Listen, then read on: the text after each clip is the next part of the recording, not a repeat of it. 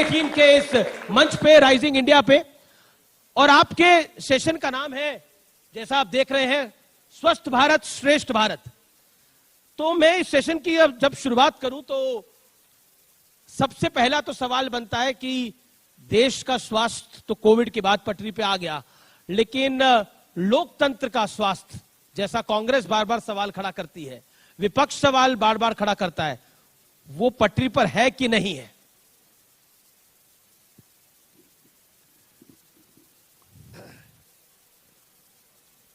लोगों का स्वास्थ्य भी पटरी पर है आज, और देश का स्वास्थ्य, देश की डेमोक्रेसी का स्वास्थ्य भी पटरी पर है। कोई कहे कि पटरी पे नहीं है, ये उसकी निष्फलता की निशानी हो सकती है, लेकिन जिस तरह से देश आगे बढ़ रहा है, देश बदल रहा है, नया भारत का निर्माण हो रहा है, देश में आज सबसे लास्ट पंक्ति में बैठे हुए व्यक्ति को भी ऐसा लगता है कि सरकार हमारे लिए कुछ कर रही है, सरकार मेरी है। आज गांव में गरीब व्यक्ति, उसको रहने के लिए मकान मिलता है, उसके घर में गैस के सिलेंडर मिलते हैं, उसके घर में रेशन मिलता है, मिनिमम आजीविका या तो जीवन चलाने के लिए जी उसको प्राथमिक सुविधा चाहिए, वो मिल रही है। यही डेमोक्रेसी की ब्यूटी है। बाकी अपनी अपनी समस्या को जोड़ते हुए कई लोग ऐसा कहे तो ये उनका विषय है। लेकिन पूरा विपक्ष लामबंद हो गया है, सदन में लामबंद हो गया है, सड़क पे लामबंद हो गया है। चिंता नहीं होती आप लोगों को? 24 का चुनाव है, कर्नाटक का चुनाव अनाउंस हो गया है, उसमें इकट्ठा ये हुए हैं, सब लोगों को बचना है, सब लोगों की कुछ न कुछ इंक्वायरी चल रही है, कुछ लोगों के सामने कोर्ट ने एक्शन लिया है, उसमें हमारा तो कोई दोष है नहीं। अब वो जिन आप कुछ लोगों की बात कर रहे हैं, मैं उनका नाम ले लेता हूं, मैं राहुल गांधी जी का नाम ले लेता हूं। राहुल गांधी जी को तो लगता है कि सब कुछ नरेंद्र मोदी करा रहे हैं, अमित शाह करा रहे हैं। आप और मैं, हम सब लोगों को हमारी देश की जुडिशरी पर विश्वास और श्रद्धा होनी चाहिए कि नहीं चाहिए। दूसरा, सबसे पहले तो हमारा दायित्व बनता है, जनप्रतिनिधि का दायित्व बनता है कि हम पहले जुडिशरी को माने, तब जाके देश की जनता का विश्वास दृढ़ होगा। उसमें सरकार का क्या राय है, सरकार का क्या दोष है? सरकार ने क्या कुछ किया है? नहीं, आपकी बोला कुछ उन्होंने, उसके सामने कोर्ट में कोई वाई व्यक्ति गया, जजमेंट जुडिशरी ने दिया, सजा जुडिशरी ने सुनवाई, उसमें सरकार का क्या दोष है? अपनी निष्फलता और अपनी गलतियों का दोष सरकार को दे तो हम क्या करें? आप खुद गुजरात से आते हैं, ये गुजरात का मामला है जहां पर जिस कोर्ट ने फैसला दिया है, लेकिन कोर्ट पर भी सवाल खड़े करे हैं कांग्रेस पार्टी ने और कहा है कि ये सब कुछ प्लान्ड वे में किया है भारतीय जनता पार्टी ने। डरती है मोदी की सरकार राहुल गांधी से। कैसे हो सकता भाई? कोर्ट किसी का प्लान मानती क्या? कोर्ट के सामने सबूत के आधार पर कोर्ट डिसीजन करता है। कोर्ट ने कोई डिसीजन किया है उसके ऊपर कमेंट करना, कोर्ट के जजमेंट के सामने रोड पे उतरना, आप काला कपड़ा पहन के निकलना, डेमोक्रेसी कहां क्राइसिस, कौन क्राइसिस में लाया डेमोक्रेसी को? जिसकी आदत है वो भाई, हम ये आदत वाले लोग नहीं हैं। हम डेमोक्रेसी पर श्रद्धा रखते हैं, हम जनता जनार्दन पर विश्वास करते हैं। जनता जनार्दन, आपने देखा होगा, मैं आपको केवल, myself is health minister, so आपने देखा होगा ड्यूरिंग कोविड क्राइसिस क्या हमारे पर नहीं हुआ भाई। हमने, प्रधानमंत्री जी ने कहा था कि अभी ये मानवता की लड़ाई है, देश संकट में है। विपक्ष की ओर से कितना भी पहले कहा गया कि मोदी वैक्सीन है, नहीं लगाना, फिर सब लोग वैक्सीन लगाने लगे। मोदी जी ने कहा कि भाई देश की हेल्थ आर्मी, जिन्होंने देश के नागरिकों को बचाने के लिए रात दिन एक किया है, ऐसे डॉक्टर्स हो, नर्सिस हो, पैरामेडिक स्टाफ हो, उसको पहले लगाओ।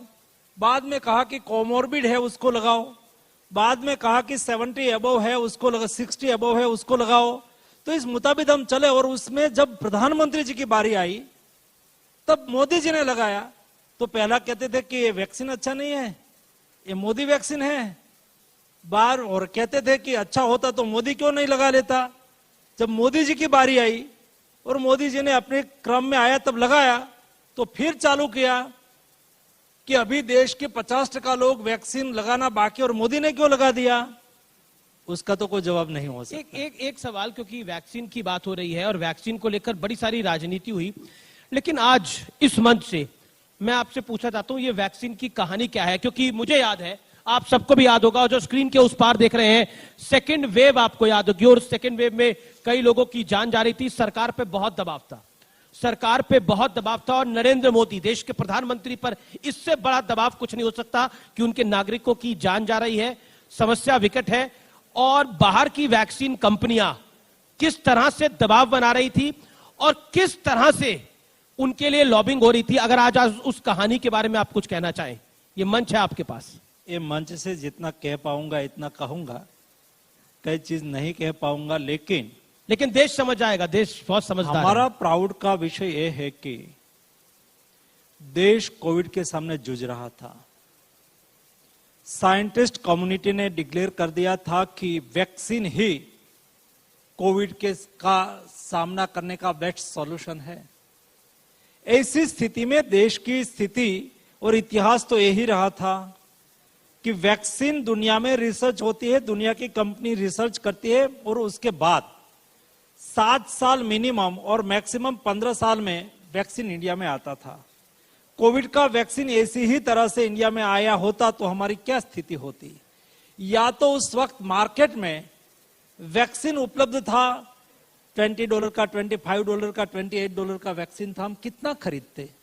और उस वक्त मोदी जी ने देश के साइंटिस्ट पर भरोसा किया और साइंटिस्ट कम्युनिटी के साथ मीटिंग की, और उस वक्त मोदी जी ने कहा था कि दोस्तों क्या हम वैक्सीन नहीं बना सकते। तब हमारे वैज्ञानिकों ने कहा था कि सर हम बना सकते हैं, लेकिन उसके लिए हमारी जो सिस्टम है उसको दुरुस्त करना पड़ेगा। आज हम रिसर्च कर ले तो 4.5 साल के बाद उसको अप्रूवल मिले, ऐसा प्रोटोकॉल है वैक्सीन का। मोदी जी ने उस वक्त कहा था कि दुनिया में प्रोटोकॉल क्या है उसको देखो, और क्वालिटी में कोई बार्गेनिंग ना हो, उसके लिए हम कुछ कर सकते हैं तो करो। दूसरा, साइंटिस्ट को कहा था कि आप रिसर्च करो, आर्थिक संसाधन की जो भी कमी हो हम पूरी करेंगे। तीसरा कहा था निष्फलता की चिंता मत करो, निष्फलता मेरी, सफलता मेरे देश के साइंटिस्ट की, आप आगे बढ़ो। बहुत बड़ी बात है। और हमारे साइंटिस्ट लोगों ने रिसर्च करना चालू किया। मुझे बताते हुए खुशी इस बात की है कि दुनिया में वैक्सीन का फर्स्ट डोज 20 दिसंबर 2020 को लगा था, और इंडिया ने 16 जनवरी 2021 यानी कि 28 दिन के बाद दुनिया में वैक्सीन का पहला डोज लगा। उससे 28 दिन के बाद हिंदुस्तान ने इंडियन रिसर्च, इंडिजीनियस मैन्युफैक्चरिंग किया हुआ वैक्सीन का पहला डोज हमने लगा दिया था। दोस्तों, ये हमारी वैक्सीन मैन्युफैक्चरिंग की सक्सेस स्टोरी है। अभी पार्ट 2, जी, अभी पार्ट 2 आपने कहा सभी को बिजनेस करना होता है भाई, और स्वाभाविक तौर पर कोशिश करें कि इंडिया में बेचे, और हमारे पर दबाव भी था, लेकिन हमारी मॉनिटरिंग सिस्टम, आकलन, क्योंकि हम कुछ गलत हो जाए तो एक सामने देश की जनता का भविष्य, देश की जनता का हेल्थ का विषय था, देश की जनता को बचाने का विषय था। आपने ये भी देखा होगा उस वक्त मैन्युफैक्चरिंग कंपनी रिसर्च हो गया, मोदी जी स्वयं, देश में लॉकडाउन था, मोदी जी स्वयं देश की 4 कंपनी की विजिट करके आए, और मैं लगातार उसका फॉलोअप करता रहा। और उस वक्त मीडिया में कई मित्र मुझे मिलते थे, यहां भी उसमें से कई मित्र बैठे हैं, मैं उसको इनफॉर्मल बताता था, एक कंपनी इतना मैन्युफैक्चरिंग ए महीने में करेगी, इतना मैन्युफैक्चरिंग ए महीने में करेगी, इतना मैन्युफैक्चरिंग ए महीने में करेगी। दुनिया आज हमारे साथ एमओयू करने की बात कर रहे हैं, वो जब हमें वैक्सीन देने की स्थिति में आएंगे वो बेचने निकले थे मार्च अप्रैल में, लेकिन देना था सितंबर अक्टूबर में। लेकिन तो एक उस वक्त जी मैंने कहा था कि सितंबर अक्टूबर में तो मुझे विश्वास है हम हमारे देश की जरूरियात को पूरा करने के अलावा हम एक्सपोर्टर बन जाएंगे। वही लाइन से हमारा मैन्युफैक्चरिंग बढ़ता रहा और उसमें इंटरवेंशन होता है। देश लॉकडाउन में था, लेकिन हम उस वक्त मोदी जी हमें रात दिन सोने नहीं देते। अच्छा, एक बारी ये बताइए, इस मंच से थोड़ा ऑन रिकॉर्ड बता दीजिए, अब आप जब विदेश में जाते हैं तो सब क्या कहते हैं? पहले तो कहते होंगे बताओ वैक्सीन कैसे बनाओगे, दिखाओ जरा बना के। अब तो बना भी दी, लगा भी दी, बाकियों को भेज भी दी। अब क्या कहते हैं? पहले अब उनका मूड कैसा है? पहले ऐसा कहते थे कि इंडिया में कितना केस आएगा उसके आधार पर दुनिया का फिगर बनेगा। पहले दुनिया के मन में, मैं वर्चुअली सभी के साथ जुड़ता था, तो ऐसा था कि वैक्सीन लगा ही नहीं पाएंगे और इंडिया में बहुत कोविड की दृष्टि से स्थिति बिगड़ जाएगी। लेकिन मैं 2 वर्ल्ड इकोनॉमिक फोरम में, एक कोविड के दरमियान गया था, तो उस वक्त वर्ल्ड इकोनॉमिक फोरम एक ऐसा चौतरा है, ऐसा चौराया है, वहां दुनिया की सभी मल्टीनेशनल कंपनी भी आती है, पॉलिटिकल लीडर भी आते हैं, देश के दुनिया के इंटेलेक्चुअल लोग भी आते हैं और सारी दुनिया के मीडिया भी वहां होते हैं। ये चौतरा है, वहां जो डिस्कस होता है वो वर्ल्ड वाइड उसकी इफेक्ट होती है।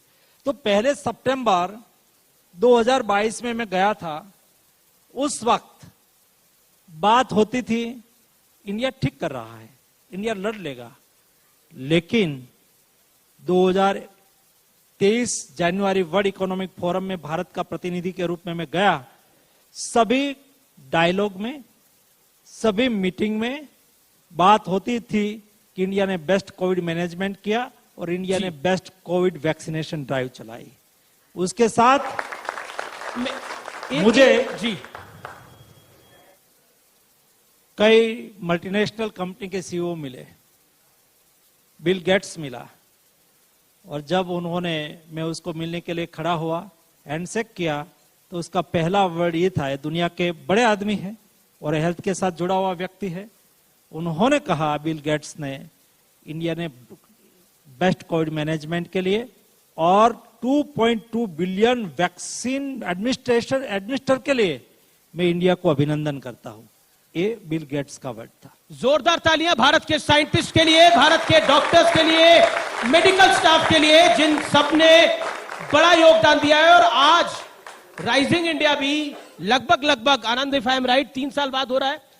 कोविड के बाद पहली बार इतने सारे लोग हम इकट्ठे हो रहे हैं, एकत्रित हो रहे हैं, बात कर पा रहे हैं, संवाद कर पा रहे हैं। अब तो चुनाव भी होने जा रहे हैं कर्नाटक में, आप सह प्रभारी हैं। अब थोड़ी राजनीति की बात कर लेते हैं, आप सह प्रभारी हैं, क्या लगता है? मैंने सुना है आप लोगों ने प्लान तैयार किया है, 5B प्लान तैयार किया है। 5B का मतलब है बेंगलुरु, बेलगाम, बागलकोट, बीदर और बेल्लारी। लेकिन इस बार कांग्रेस कह रही है हमारी है बारी। वो तो हर बार कहते हैं हमारी है बारी, वो 56 की बारी थी भी है जी। कांग्रेस पे आपको पूरा भरोसा है? हाँ, कांग्रेस को पूरा भरोसा है। और राहुल जी पर? वो हमें चुनाव जिताएंगे ही जिताएंगे। नहीं, सचमुच मैं कहता हूं, क्योंकि मैं बेंगलुरु, कर्नाटका में बार सप्ताह में 3 दिन चला जाता हूं जी। जनता का मूड मैंने देखा। 2 चीज मैंने कर्नाटका में देखी है जो भारतीय जनता पार्टी का विजय को सुनिश्चित करेगी। एक, वहां बेंगलुरु की, कर्नाटका की जनता का मोदी जी के प्रति श्रद्धा और विश्वास। दूसरा, वहां की भारतीय जनता पार्टी के कार्यकर्ता का स्पिरिट। ये 2 चीज मैंने देखी है। जनता का विश्वास है, हमारा कार्यकर्ता उसको वोट में कन्वर्ट करेंगे और भारतीय जनता पार्टी कर्नाटका में डबल इंजन की सरकार बनाएगी। लेकिन बीजेपी के एक विधायक पर करप्शन का आरोप लगा है और आप करप्शन के खिलाफ हैं। क्या आपको लगता है वो भारी पड़ेगा? और कांग्रेस कहती है कि आपकी जो सरकार है वो 40% कमीशन वाली है कर्नाटक के अंदर। ये बड़े गंभीर आरोप हैं आपके शासन पे, और आपका विधायक रंगे हाथों पैसों के साथ पकड़ा गया। जो भाई, हम हमेशा करप्शन के खिलाफ थे, है और रहेंगे।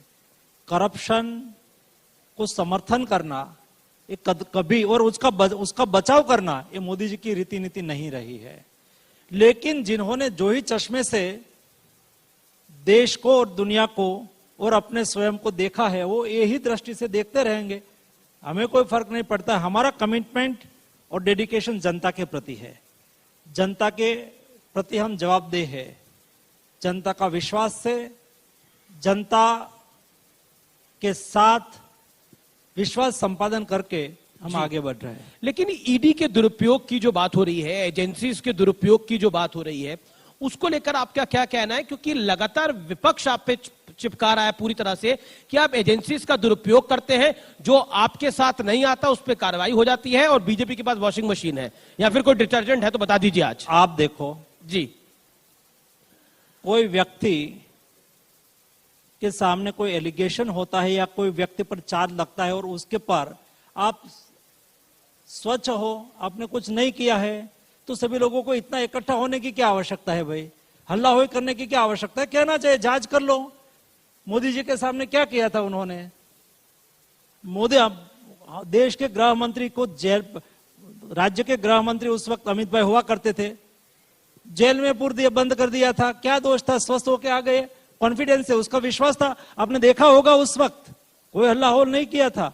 स्वयं मोदी जी राज्य के मुख्यमंत्री थे और मुख्यमंत्री को ये सब एजेंसियों ने सामने बिठा के 3 दिन तक पूछताछ की थी। हमने कोई जगह पे हल्ला हुई नहीं किया था। हमें भरोसा था कि हम सही है, एजेंसी का दायित्व है वो हमें पूछे, हम सही होंगे तो सही पाया जाएगा और हम गलत होंगे तो हमें भुगतना है। हम सही थे तो एजेंसियों ने अपना दायित्व निभाया और हम स्वच्छ थे तो स्वस्थ होके बाहर आए। उसमें क्या डरने की आवश्यकता है भाई? क्यों हल्ला होई करने की आवश्यकता है? मैं तो ऐसा कहता हूं कि उस लोगों को सामने से कहना चाहिए कोई दिक्कत नहीं, आइए, जो भी एजेंसी को जो भी हमारी जांच करनी है वो करे। भागते क्यों है? क्यों हल्ला होई करते हैं? क्यों इकट्ठा होते हैं? एक वीडियो मैं चलाऊंगा आपसे 30 सेकंड के अंदर, लेकिन उसी बीच एक सवाल पूछ लेता हूं। एक और स्वास्थ्य मंत्री हैं जो काफी महीनों से ईडी के आरोप में, करप्शन के आरोप में जेल में बंद हैं। उनके स्वास्थ्य की कभी आप चिंता करते हैं? मुझे कहेंगे तो मेरी तो सारा देश के नागरिकों की हेल्थ की चिंता करने की जिम्मेवारी है जी। तो कोई बीमार होंगे और मेरे पास सूचना आएंगी तो हम उसको भी इलाज कराएंगे, उसमें कोई पॉलिटिक्स। लेकिन उनकी बीमारी दूसरी है, उनकी परेशानी दूसरी है। वो कहते हैं कि उनको पकड़ के रखा हुआ है। वहां पे तो इलाज की खबर नहीं आई थी, वहां तो मसाज की खबर आई थी। ये उनका विषय है, मेरा दायित्व है वो बीमार है तो उसको स्वस्थ करूं। जी, अब मैं आपको वीडियो प्ले करता हूं। दुखद वीडियो है, हार्ट अटैक से कैसे अचानक लोगों की डेथ हो जाती है, उस वीडियो को हम प्ले करते हैं। सामने आएगा ये video Mansukh ji. Let's play that video.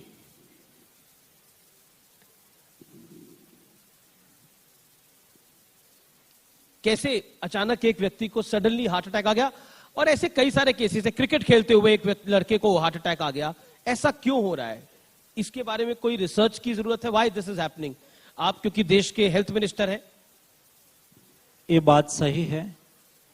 पिछले एक साल में 1-2 कोविड के बाद ऐसा कई इंसिडेंट हमने देखा है जो पब्लिक प्रोग्राम में जी कई व्यक्ति का ऐसा हार्ट अटैक से मृत्यु हुआ है। उसके लिए तुरंत ही हमने भी डिस्कस किया डिटेल। मैंने भी आईसीएमआर के साइंटिस्ट के साथ 3 बार मीटिंग की जी।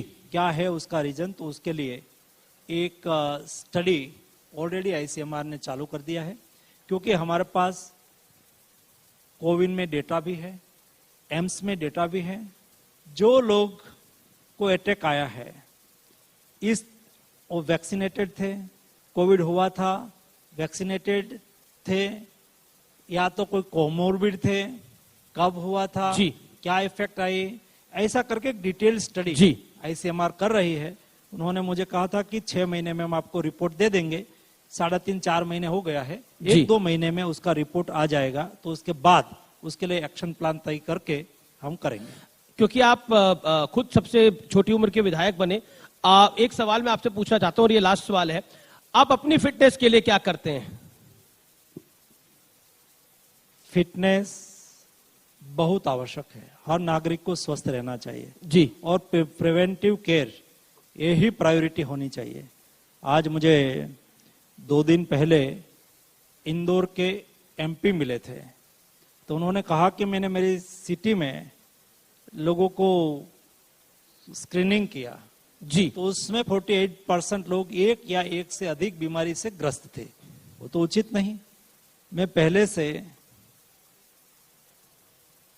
हेल्थ को ठीक रखने का आग्रही व्यक्ति हूँ, प्रिवेंटिव केयर का आग्रही व्यक्ति हूँ, करते क्या हैं आप? और इसलिए मैं हमेशा साइकिलिंग करता हूँ साइकिलिंग करते हैं और साइकिलिंग को प्रमोट करता हूँ।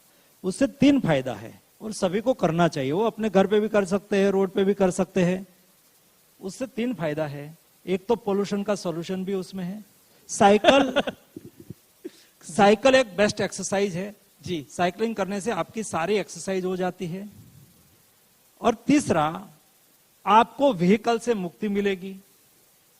पोल्यूशन का सॉल्यूशन इसलिए कि हम 4 व्हील में जाते हैं, बिना कारण से फ्यूल जलाते हैं, हमारा उड़ियामन भी जाता है, पैसा भी जाता है और हमारी हेल्थ भी बिगड़ती है। देखिए, आपका शासन बहुत मजबूत सरकार है। एक ऐलान करा दीजिए, कल से सब लोग साइकिल पे जाएंगे।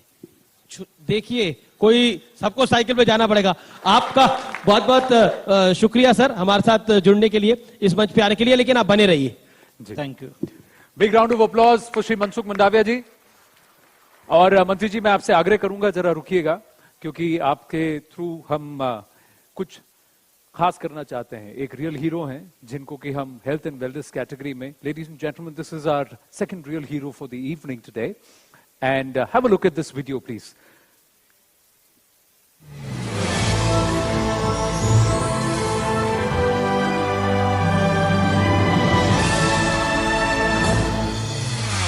Medical advances have allowed humans to lead healthier and fuller lives. But when animals lose their limbs, it hampers their ability to forage for food. That's why Dr. Tapesh Mathur came up with prosthetic limbs for animals called Krishna Limb. Tapesh has made these limbs free so that pet owners and social workers can use them to help domestic and wild animals. Rising India is proud to honor the man who combined empathy with determination to create this revolutionary device.